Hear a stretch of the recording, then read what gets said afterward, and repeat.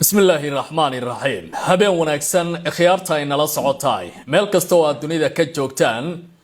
كسر وهذا تبنية تحليل كله أو كسابسن حسدها أقوى وين كتاجن قبل كبرجة دحى عاوة وعشان طبعا بيش جولاي سنة كلبكون لحي لبعتن قبل كبرجة دحى جد إيه جهوة دي هاي عاوة مركل الله فيريا سدا أي وحو السعودان dhaqdhaqaaqyo kala duwan ayaa soconaya Iran waxay la kulmaysaa duqeyn uga imaanaysa wadanka Mareykanka Bandar Abbas waa la duqeeyay iyadoo xiisada ay faraha ka sii baxaysa markaad eegto sida ay wax u socdaan madaxweynaha wadanka Mareykanka Donald Trump waxa uu ka niyad jabay xaaladda gobolka bariga dhexe gaar ahaan wadamada Carabta oo ku bilaabay cadaadis iyo culays dheeraad ah maxay diidaan wadamada Carabta muxuu Trump tilmaamaya xilligan in uu qoys u muuqanayo wargeyska caanka ah ee Ra'yul Yawm warbixin gaar ah uu ka qoray arintaas ayaa barnaamijka idin kula wadaagi doona wargeyska The Telegraph oo kamid ah kuwa ugu afka dheer dunida reer galbeedka ayaa ku waramaya in Iran ay hadda doonayso badda cas inay saameyn ku yeelato maxuutiyiinta ayay soo kicinayaan oo gacanka Baabul Mandab ama marinka Baabul Mandab miyaa xirmi doona maxay yihiin hanjabaadaha ka imaanaya dawladdaasi Iran wargeyska The Financial Times na waxa uu qorayaa sheeko sirdoon oo ku saabsan hanaanka dawladda Iran ay u basaasaysa saldhigyada wadanka Mareykanka ee ku yaala wadamada Carabta iyo hanaanka ka dambaysa in la duqeeyo iyo caawa ciidamada Centcom ee gobolka bariga dhexe oo Iran ay ku warantay in ay diyaarad ka soo rideen Tehran waxa ay tilmaamaysaa durbaba caawa gool inay ka gaarayso dagaalada soconaya afayeenka baarlamaanka Qaalibaafna waxa uu leeyahay Trump abaysa ayaan kala goosanay ee dagaalka wixii uu ka helo yaan waxba naga siin haddaba jahan noocee ah ayuu gobolku aaday dhaqdhaqaaqa dagaalkana sidee hadda loo fasirayaa qodobadaas ayaan khiyaaray ku faaqidi doonaa barnaamijka iyo kuwa kale oo Trump iyo Netanyahu ay la xiriiraan soo dhawaada haymaamina YouTube kana subscribe saartaan muuqaalkana aad like gareysaan ma santeen dawladda Iran oo caawa la kulmaysa duqeyn ayaa ku dhawaaqday in ay markan doonayso in ay ka gudubto gacanka Faris iyo kan Carabta isla markaana ay u bedelayso dagaalka jihada gobolka bariga dhexe dhinaca badda cas tani waa digniin cusub oo ku socota dawladaha Carabta oo noqonaya saameyntii ugu kululeed ee adduunka dhaqaalaheeda inay ku yeelanayso arrintan dhinaca kale dawladda Iran waxa la tilmaamayaa in dhinacyada kala duwan ee loo yaqaan saddexagalka wax iska caabinta ay markan howlgelinayaan wargeyska caanka ah ee The Telegraph oo xiganaya ila xog ogaala ayaa sheegay in Iran ay wado qorshe ay ku doonayso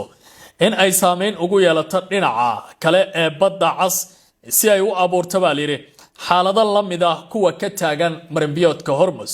isla markaana Trump sandulla uga dhiga dagaalka degdega wada inuu joojiyo iyadoo diiradda la saarayo baaliri gacanka muhiimka ah ee Baabul Mandab sida warbixintu ay sheegayso waxa jira calaamado muujinaya isku dawad u dhaxaysa kooxda Xuutiga ee Yemen iyo ururka hubaysan ee Soomaaliya ka dagaalama ee argagixisada ah warbixintu waxay sheegaysaa in iskaashigan uu yahay mid lagu doonayo in si buuxda loogu saameeyo marinkaasi Baabul Mandab isla markaana la suuro geliyo in la xiro xitaa haddii mustaqbalka arrintaas ay suuragal tahay kooxda hubaysan ee argagixisada ah ama Soomaaliya ay dagaalka kula jirtay qawaarijta ayaa lagu tilmaamayaa in ay markan gacan saar la yeelanayso dawladda Iran sida wargeyska uu qorayo caawa isagoo xiganaya Telegraph ilo kala duwan waxa uu sidoo kale sheegay in Xuutiga iyo kooxda argagixisada Soomaaliya ay gudbiyeen baaliri tiknoolajiyada diyaaradaha aan duuliyaha lahayn iyadoo taasi ay fulinayso baaliri danaha Iran warbixintan waxay intaas ku dartay in talaabadan ay kor u qaadi karayso doorka gobolka ay ku yeelan karaan saameynta tani xitaa waxay saameyn ku yeelan kartaa amniga guud ee Soomaaliya iyo mustaqbalka gobolka Geeska Afrika dhaqdhaqaaqa Iran ay doonayso markan inay samayso isla wararka Iran haddii aan eego afayeenka baarlamaanka nidaamkaasi Mohammed Baqir Qaalibaaf waxa uu leeyahay ninkan Trump la yiraahdo iyo inagu waxaan kala goosanay abayso kulul sidaas darteed Iran marnaba dagaal ma doonayn ee wixii uu ka helo isaga ayaa goosan doona ayuu hadalkiisa ku yiri gudoomiyaha baarlamaanka wadanka Iran Mohammad Baqir Ghalibaf ayaa sheegay in siyaasadda dalkiisa ay ku aadan dagaalka ama wada hadalku uu yahay baliri mid lagu saleynayo danaha iyo amniga qaranka isla markaana uu ka mid noqon karayo waaqica dhabta ah ee gobolkaasi ka jira Ghalibaf ayaa sheegay in Iran ay sidoo kale ay waajib ku tahay in ay taageerto diblomaasiyadda iyo wada xaajoodka si loo ilaaliyo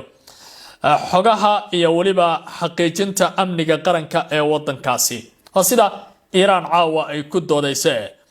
waxa uu xusay in aysan kaligeed soo dhaweyn dagaal isla markaana aysan mustaqbalka sidaasi yeeli doonin balse uu sheegay in dalka uu mar walba diyaar u yahay dagaal isla markaana uu adkaysan doono ilaa heerka ugu dambeeya laga gaaro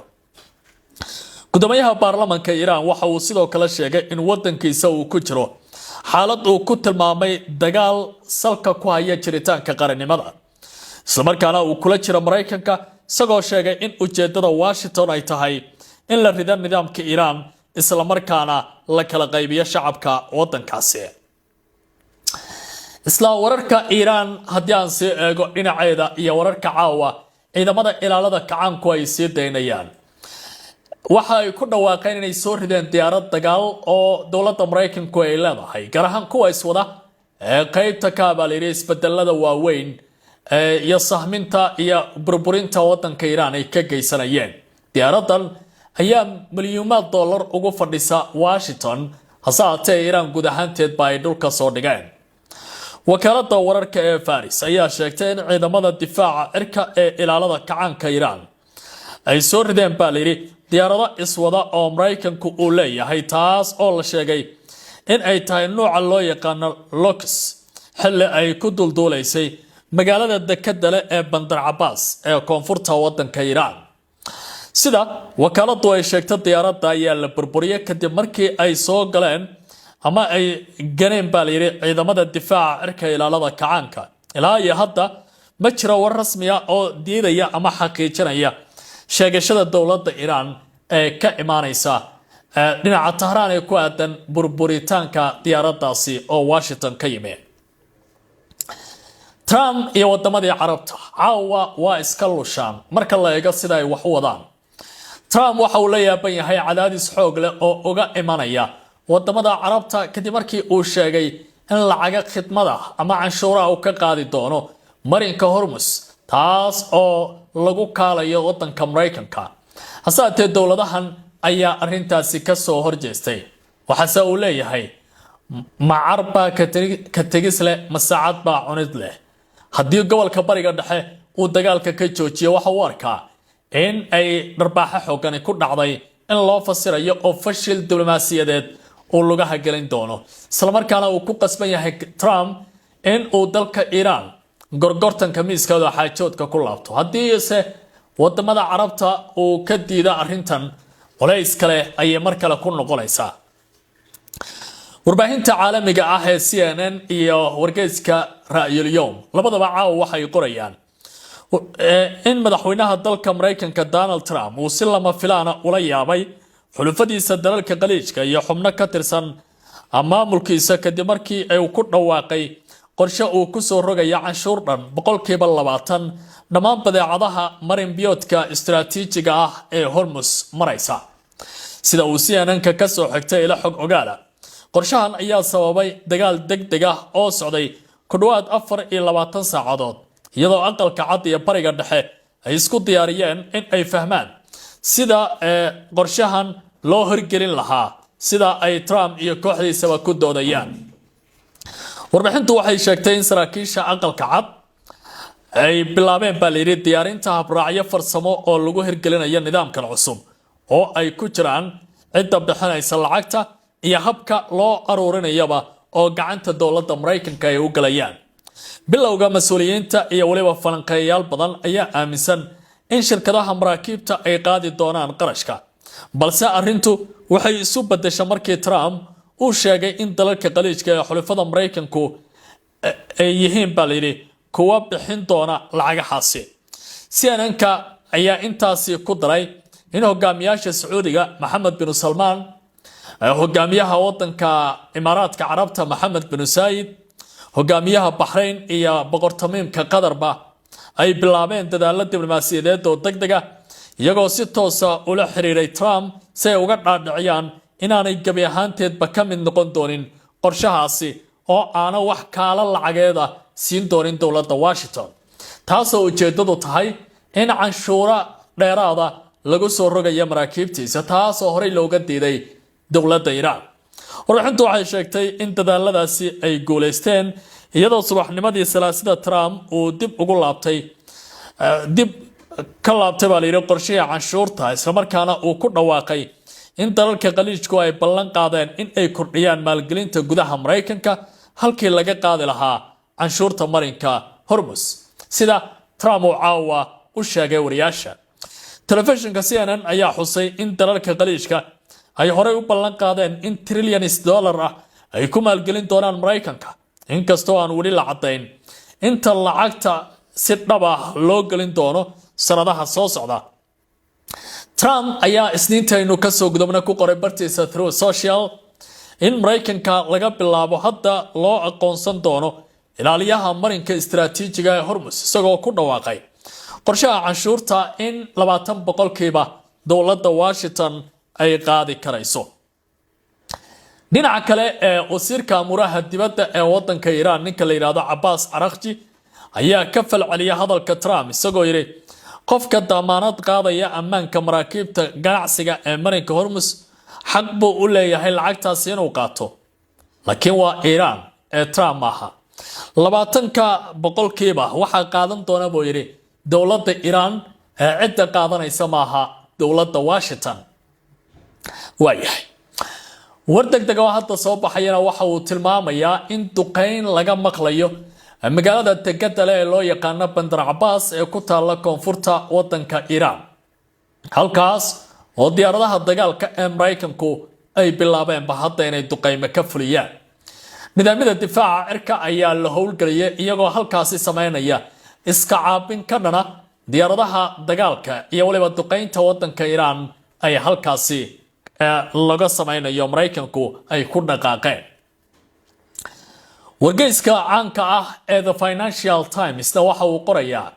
arrinta la xiriirta sahanka iyo sirdoonka dowladda Iran ay ku hayso saldhigyada Mareykanka ee aadka loo duqeeyay iyo waliba sida hubnaanta leh ee saldhigyadaasi Mareykanka garaacitaanka ay ula kulmeen. warbixin sirdoon uu daabacay wargeyska The Financial Times ayaa sheegaya in Iran ay awood u yeelatay inay ogaato goobaha ay ku sugan yihiin ciidamada Mareykanka ee gobolka Bariga Dhexe iyagoo adeegsanaya taleefanada askarta, islamarkaana aanay u baahnayn baa layidhi shabakado basaasnimo ama dayax gacmeedba, sida warka caawa soo baxay uu tilmaamayo. sida warbixinta lagu sheegay, shabakada taleefanada gacanta ee Bariga Dhexe ayaa la kulmaya weerar dhanka internetka intii uu socday dagaalka Iran, kuwaas oo lagu doonayo in lagu raad raaco goobaha ay ku sugan yihiin askarta iyo qandaraaslayaasha Mareykanka kadibna dowladda Iran ay duqeymaheeda fuliso. warbixintu waxay xustay in inay isku dayayaan baa layidhi in ay bilaabaan ka hor weerarada Mareykanka iyo Israel inay ku qaadaan Iran dabayaaqadii bishii Febraayo, arrintan inay aad u korortay ee sanadkan, islamarkaana ay sii socdeen maalmihii ugu dambeeyay dagaalkaasi xilli Iran ay jawaab ahaan gantaalo iyo diyaarado aan duuliyo lahayn ay saacad walba u diraysa saldhigyada Mareykanka ee ku yaala gobolkaasi. warbixintu waxay ku salaysan tahay daraasado ay samaysay